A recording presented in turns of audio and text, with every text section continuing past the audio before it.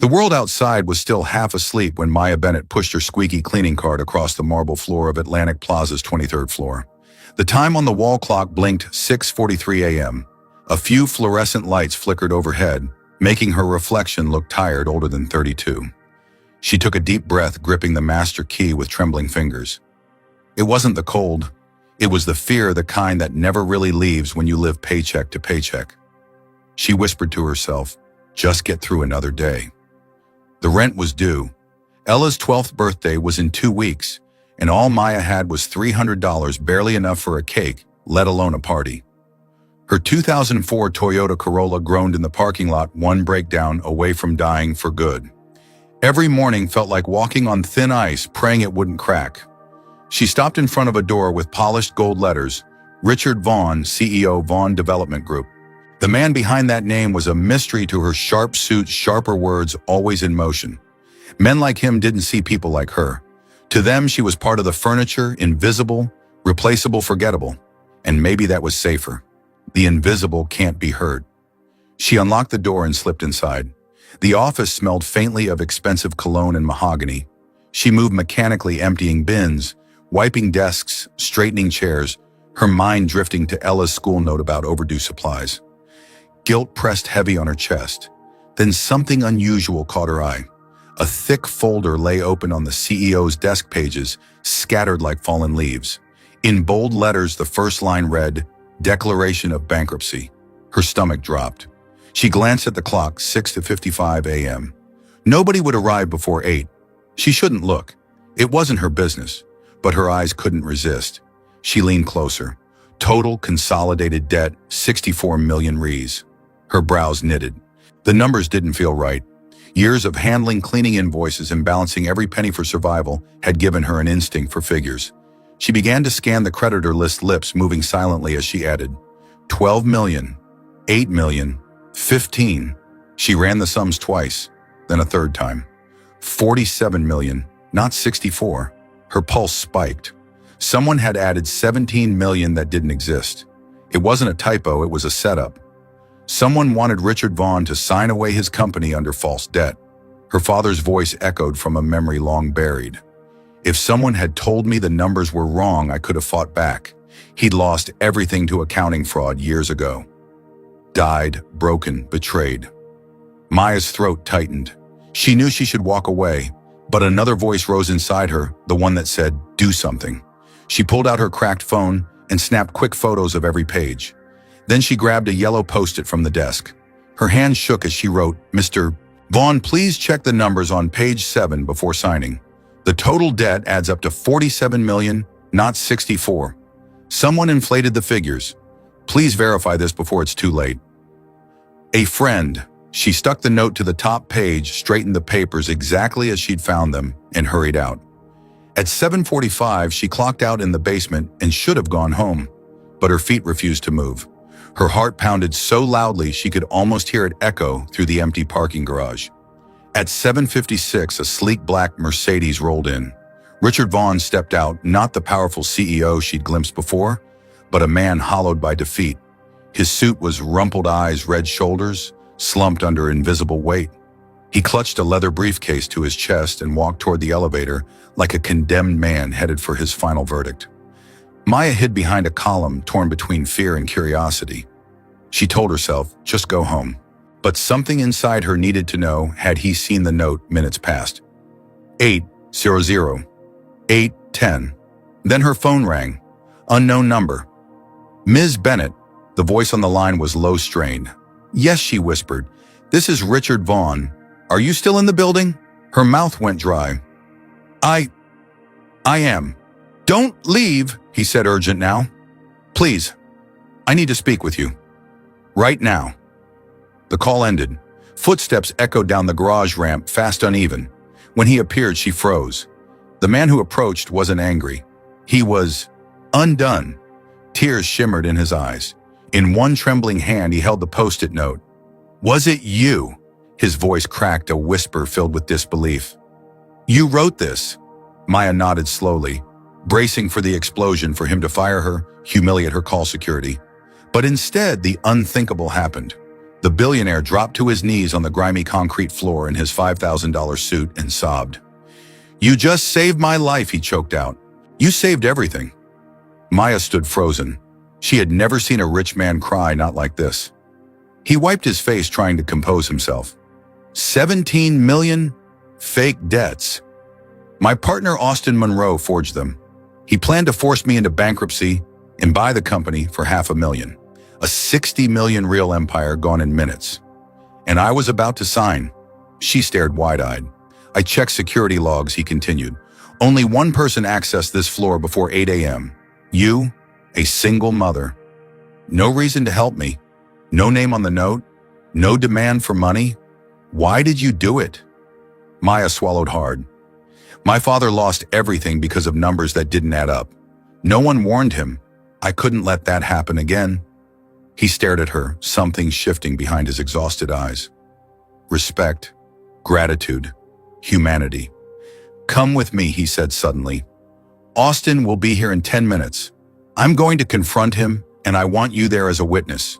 You saw the real documents. She hesitated. Every instinct screamed run.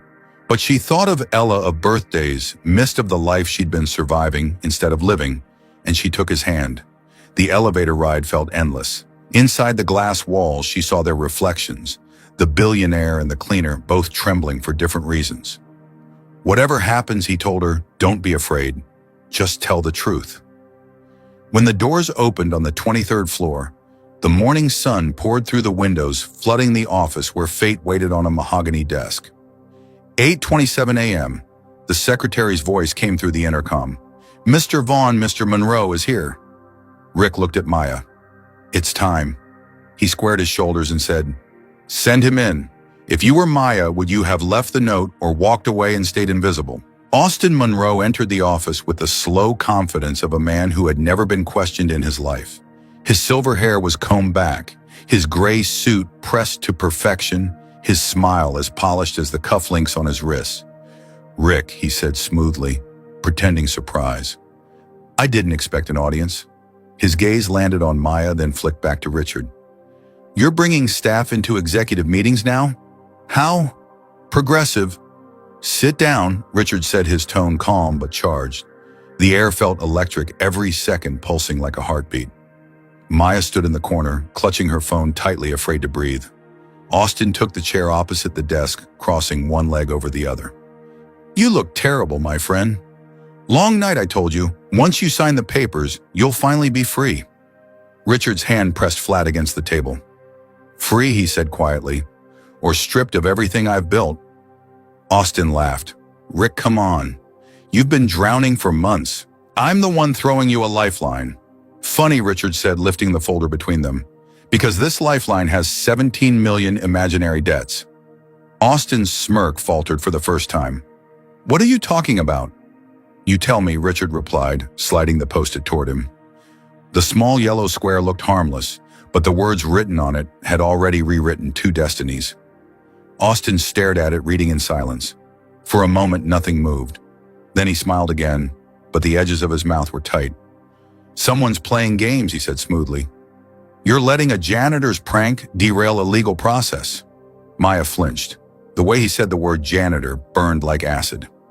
She's not a janitor, Richard snapped. She's the reason you're not in handcuffs already. Austin laughed again, this time without warmth. You're losing it. Rick, you can't take her word over mine. I've been your partner for 15 years. Richard's voice dropped low. And in those 15 years, you learned exactly how to bury fraud so deep no one could find it. Until she did. Maya's pulse thundered in her ears. Richard motioned toward her. Show him. Her hands trembled as she plugged her phone into the conference screen. The images appeared one by one, the original documents, the correct totals, the false additions. Richard narrated each slide like a prosecutor building his case. 47 million in debt. That's the real number, but your version shows 64. Care to explain the difference? Austin's jaw flexed. Clerical error, he said flatly. 17 million is one hell of a typo, Richard said, especially when every error leads back to your office. Austin's mask cracked for just a second. You can't prove anything. "Oh, I can," Richard said, pulling out a thick envelope. "Julie Baxter kept your emails, Austin. The ones between you and Franklin Rogers at Consolidated Supply Partners. I know about the fake creditors, the inflated invoices, and the kickback waiting for you once you forced me into bankruptcy." For the first time, Austin's confidence collapsed. "You went through my private, I didn't?" Richard interrupted. "Julie did. She came to me last night. You remember her, right? The secretary you screamed at until she quit. Turns out she didn't delete those backups." Austin's breath came fast now. His eyes darted between Richard and Maya. "You think this ends with me? You can't take me down without dragging this whole company through the mud." Richard stood slowly. "Then we'll rebuild from the ashes." "But you, Austin, you're done." He nodded toward the door. "The FBI is on their way. I suggest you call your lawyer." Austin's face twisted with something between rage and panic. He turned to Maya, his voice dripping with venom. You think he'll actually remember you in 6 months? You'll go back to being invisible, scrubbing floors for people who forget your name." Richard's tone sliced through the air. "Get out." Austin hesitated, then grabbed his briefcase and stormed out, slamming the door so hard the glass trembled. Silence flooded the room again, heavy and unreal. For a long moment, Richard didn't move. He just stood there staring out the window at the city below. The man who had almost lost everything was breathing again, but every exhale sounded like the weight of years leaving his chest. He turned to Maya. "He was right about one thing," he said quietly. "I didn't see you before today. You've worked here for 3 years and I never even knew your name." Maya lowered her eyes. "That's just how the world works, sir." "No," he said sharply. "That's how I worked. Blind. You saved 60 million because you saw what everyone else ignored. You noticed. You cared. That's worth more than every degree on my payroll." He reached for a notepad, scribbling something down, then handed her the paper. "Starting Monday, you'll report to the internal audit department. I'll pay for your training, your courses, whatever you need. I want you there looking for the things we all miss." Maya blinked, unable to speak. I don't understand. I'm a cleaner." "Not anymore," he said simply. "You're my new junior analyst." She shook her head, tears threatening to fall. "I can't accept that. It's too much." "It's not a favor, Maya," he said softly. "It's justice." He smiled then, small but genuine, the kind that comes after surviving the storm. "Go home, see your daughter, take the rest of the week off, and when you come back, start your new life." She stood frozen, the reality sinking in. When she finally spoke, her voice cracked. "Thank you." He looked at her with quiet conviction. "No, Maya. Thank you for reminding me what integrity looks like." That night, as Maya drove home through the streets of Chicago, her Corolla rattled louder than ever. But for once, she didn't care. She replayed everything in her head, the numbers, the post-it, the tears, the promise. When she parked outside her small apartment, she stayed inside the car for a moment, watching the glow from the window where Ella was waiting. For the first time in years, she didn't feel invisible. Inside, Ella ran to her with open arms. "Mom, you're home late. Did something happen?" Maya knelt and hugged her tightly. "Something big, baby," she whispered. "Something that might change everything." They sat together on the couch as she told her daughter about the morning, the mistake that saved a company, and the man who offered her a second chance. Ella's eyes widened with wonder. "You mean, you're going to work in an office now with a computer?" Maya laughed through her tears. "Yes, sweetheart. With a computer." Ella grinned, wrapping her arms around her mother. "You're amazing, Mom." Maya closed her eyes, holding her close, breathing in that moment of peace she hadn't known in years. For once, the future didn't feel like a threat. It felt like a door opening. As she turned off the lights that night, her mind still hummed with disbelief and hope. But deep down, another thought lingered, a quiet unease that wouldn't let go. What if Austin Monroe wasn't finished yet? Do you think Austin will try to get revenge after losing everything? 3 months later, the wind over Chicago carried the chill of late fall as Maya stepped off the bus in front of the Vaughn Development Group building. She no longer entered through the service entrance. Her ID badge now opened the glass doors of the main lobby, and people greeted her by name. "Morning, Maya," the receptionist called, and she still wasn't used to hearing that tone, warm, respectful, real. She smiled and took the elevator to the 18th floor, where her desk waited beside a window overlooking the city. Her title plate read, Maya Bennett Jr. Audit Analyst. Every morning she touched it like proof that it wasn't all a dream. The first weeks had been terrifying. She hadn't understood half the terminology her mentor Clara Freeman used in meetings. She'd stayed up past midnight, watching tutorials, scribbling formulas into notebooks while Ella slept. But slowly things started to make sense. Numbers began to speak to her again, just as they had that morning with the bankruptcy file. By the end of her first quarter, she was catching small inconsistencies others missed, and Clara's praise started to sound less like encouragement and more like belief. You have a gift, Maya, she told her one afternoon. Not learned natural. Still not everyone was kind. A few senior analysts resented her. They whispered behind her back, calling her the janitor miracle. Some hinted she had connections with Richard Vaughn. Others mocked her mistakes in hushed tones that weren't as quiet as they thought. She ignored them until the day Roger Maddox, the senior analyst known for his arrogance, decided to test her. He dropped a thick folder on her desk and said, "Let's see how good you really are." It was a maze of reports, receipts, and numbers meant to confuse. He smirked. "If you can find what's wrong, maybe you're not just a lucky janitor." Maya spent hours buried in that folder. She cross-referenced every figure, every date. When Roger came back expecting her to fail, she handed it back calmly. 7 discrepancies, she said. 4 are serious. She listed them one by one. Duplicate expenses, fake trips, false restaurant invoices. By the end, Roger's face had gone pale. Later that afternoon, security escorted him out. He'd been inflating reimbursements for months. Clara hugged her and whispered, "That was brave, Maya. You saved us again." That night, Richard called her into his office. "You've done more for this company in 3 months than some people have done in 10 years, he said, sliding a document across the table. "I want you to lead a new internal task force, review every major contract from the past 2 years. Find anything that doesn't add up." The paper listed her new position, lead auditor. Salary $9,800 a month. She stared at it, unable to speak. "You deserve this," he said simply. "Not because of luck, but because you see what others don't." She accepted with tears in her eyes, thinking of Ella and how much life could change from one small act of courage. Months turned into a year. The task force uncovered more frauds, saving the company millions.